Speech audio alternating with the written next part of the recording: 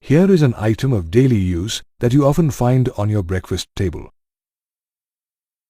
A simple loaf of bread reaches you as a result of several different activities. The story of a loaf of bread begins with a farmer growing wheat in his field. The wheat produced by the farmer is ground and processed into flour at a flour mill. The flour is baked into bread in a bread factory. The bread is transported to shops in different parts of a city and reaches your neighborhood shop from where you can buy it. All these activities that involve the production and distribution of products and services are examples of economic activities. Economic activities are classified into three different groups called the primary sector, the secondary sector, and the tertiary sector. Did you know the three-sector hypothesis that divides the economic activities into primary, secondary, and tertiary sectors was developed by Colin Clark, a British economist, and Jean Forestier, a French economist. Activities like agriculture are called primary sector activities. Besides agriculture, primary sector activities include animal husbandry like dairy farming and poultry farms, fishing, mining, and forestry.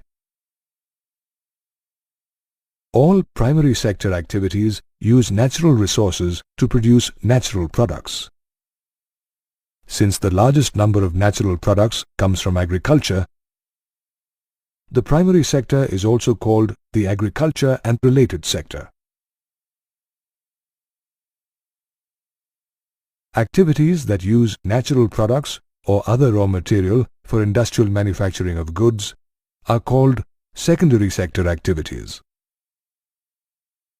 The secondary sector includes all kinds of manufacturing activities, from food processing to manufacturing of automobiles, garments, and electronics. The secondary sector includes all activities involving the manufacturing of goods in small-scale or large-scale industries. Thus, the secondary sector is also called the industrial sector. Activities that support the manufacturing and distribution of goods produced in the primary and secondary sectors are called tertiary sector activities.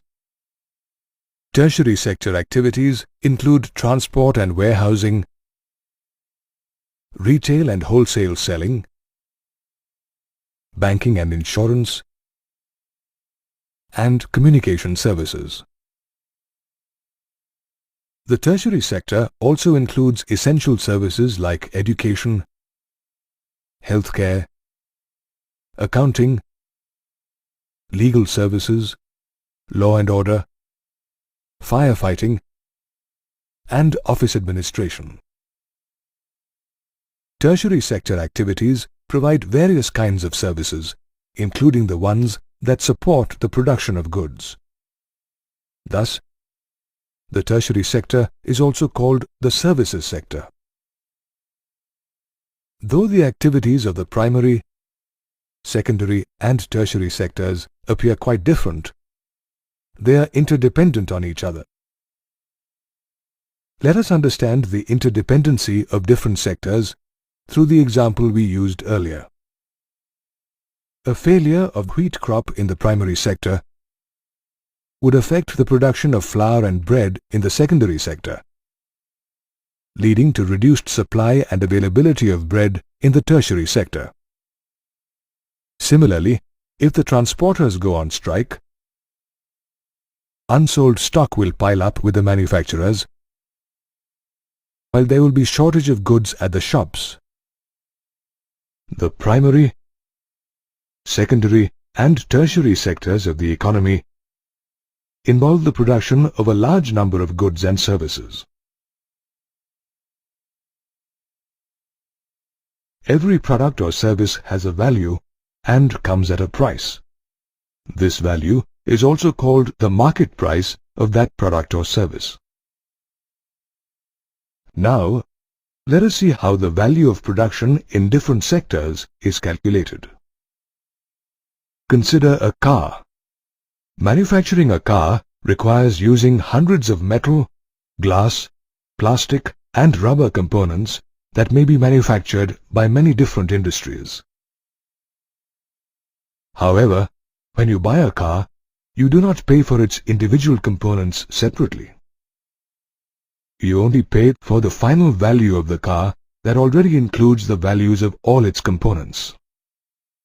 Therefore, only the final values of goods are used to calculate the production in a sector.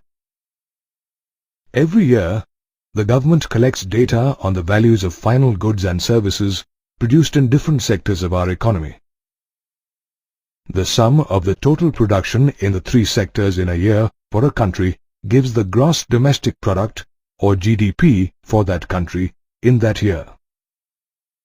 We can also say that the gross domestic product is equal to the total value of all final goods and services produced in a country in a year.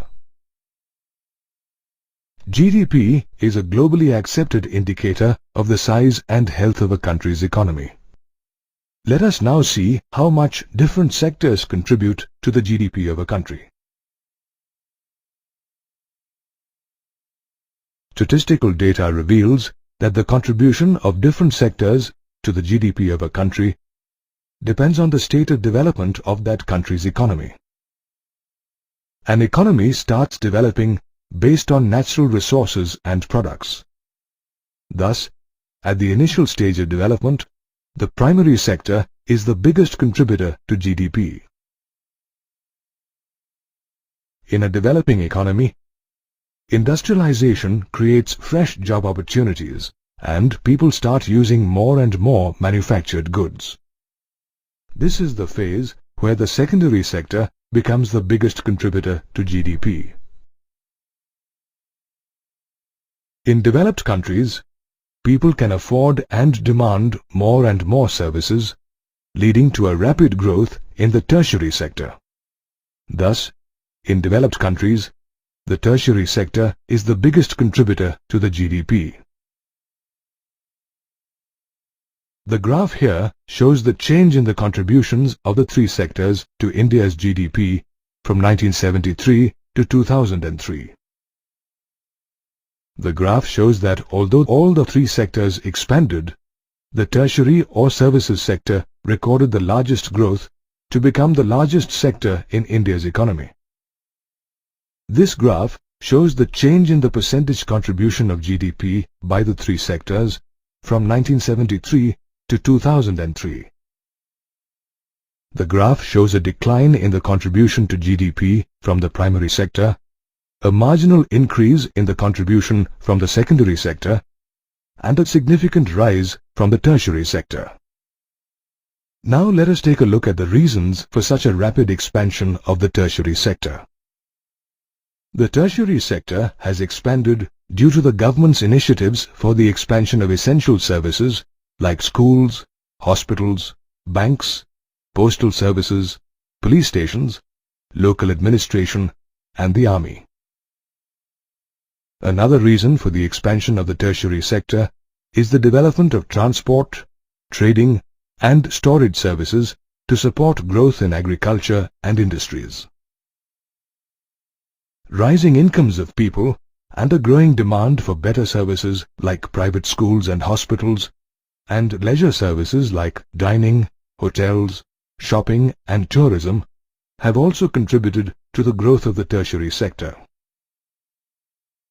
The tertiary sector has also benefited from the rapid development and expansion of communication and information services over the past decade. We have seen that in the 3 decades from 1973 to 2003, the tertiary sector expanded the most and became the largest contributor to India's GDP. However, the primary sector is the largest employer, with more than 50% of the working population engaged in it. As shown by the graph here, the increase in production in manufacturing and services is not matched by an increase in employment opportunities in these sectors.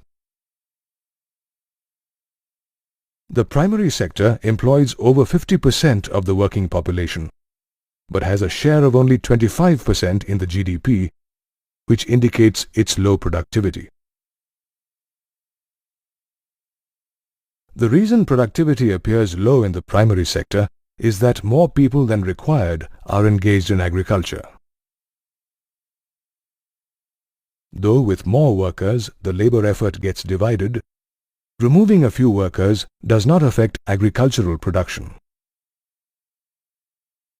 Thus, some agricultural workers only appear to be employed. This is called underemployment or disguised unemployment. Given an opportunity, the surplus workers could be employed at someplace else, where they could work to their full capacity and increase their family's income. Many workers in the manufacturing and services sectors also do not find regular work and suffer from underemployment. Thus, there is a pressing need to create more employment opportunities to increase the productivity of our workforce. This brings us to the question, how can we create more employment opportunities? Building dams, roads and irrigation canals to improve rural infrastructure can generate a lot of employment for local people.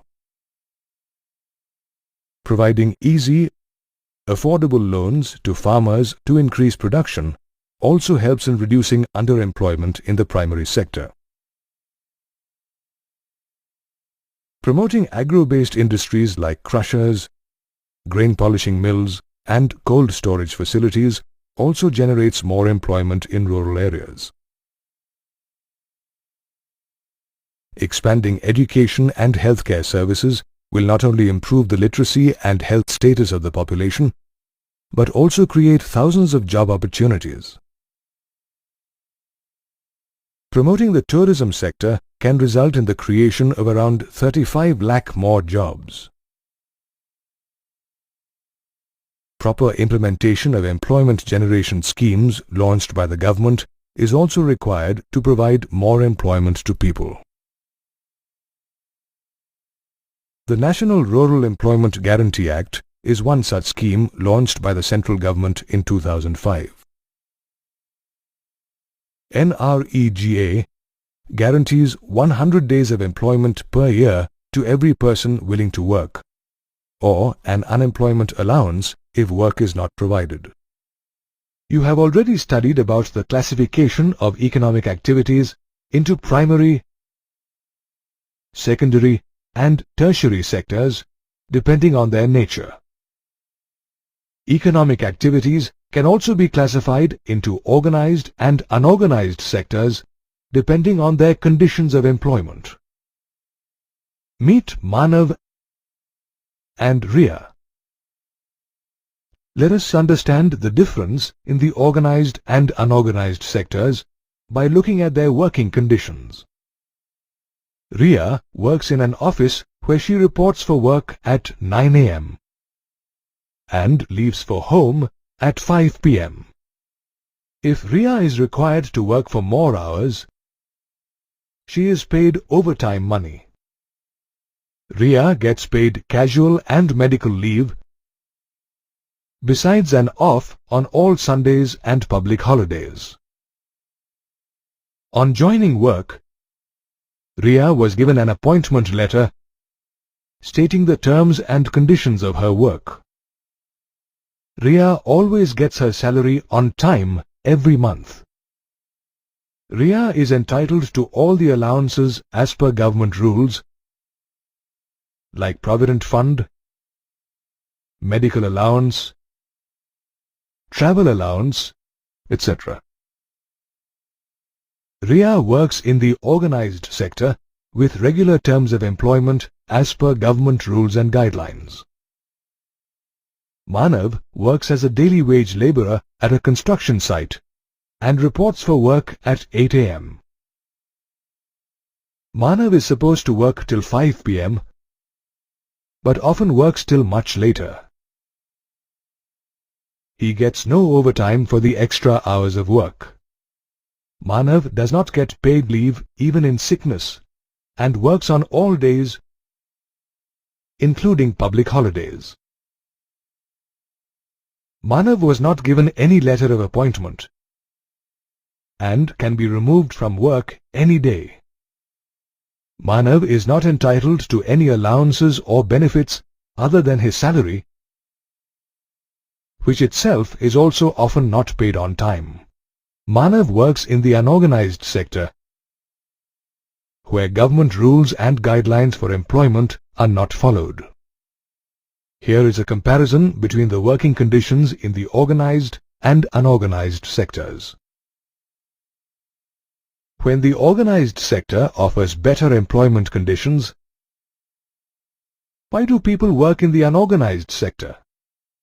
Let's find out.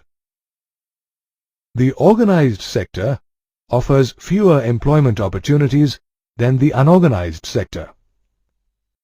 Some companies from the organized sector operate in the unorganized sector to save taxes and to avoid giving the employees their due benefits. Since the 1990s, a lot of people employed in the organized sector have lost their jobs and or forced to take up employment in the unorganized sector. Let us now look at the groups of people who need protection in the unorganized sector.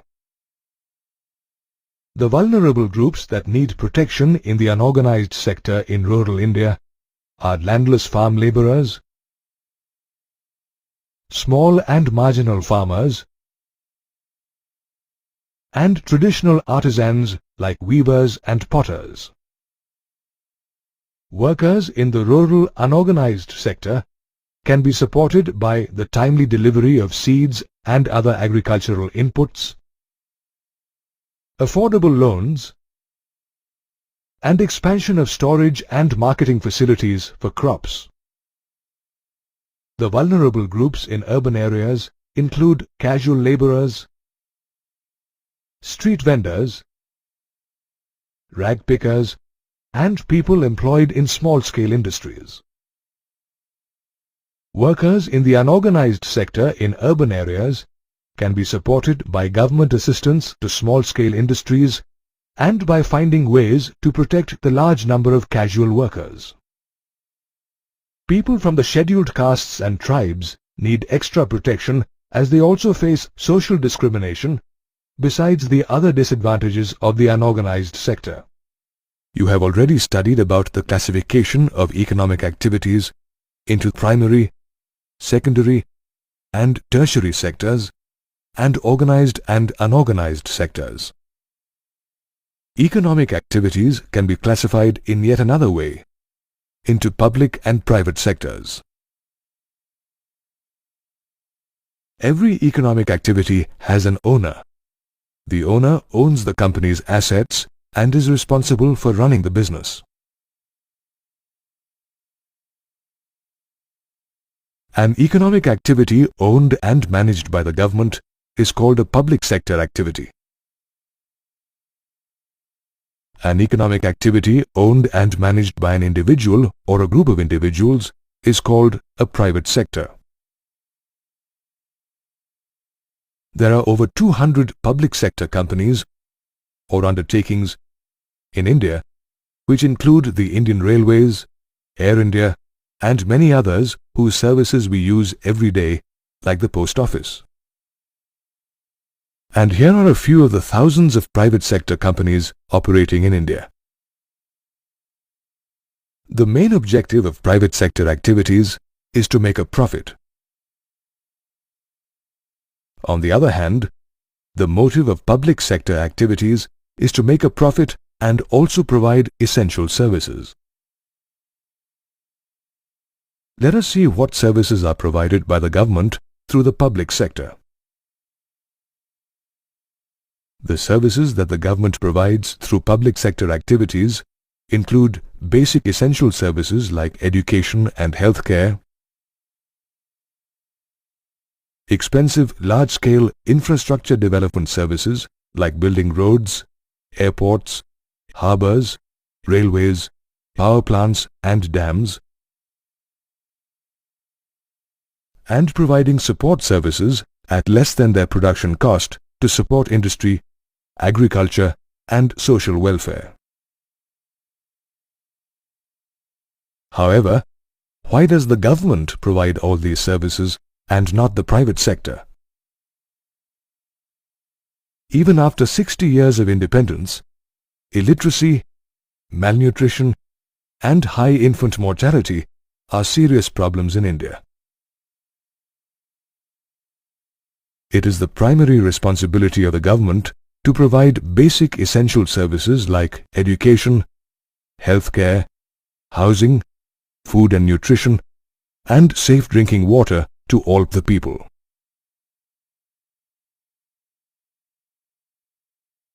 A country needs transport and communication networks and facilities for power generation, trade and commerce, etc. for economic development. Many such infrastructure development services are too expensive for the private sector to provide, at a reasonable cost to the average consumer. Hence, such services are provided by the public sector. Private sector companies sell their products at a price higher than the production cost to make a profit and stay in business. However, the government bears a part of the cost for some commodities to make them available at a reduced price to some sections of society.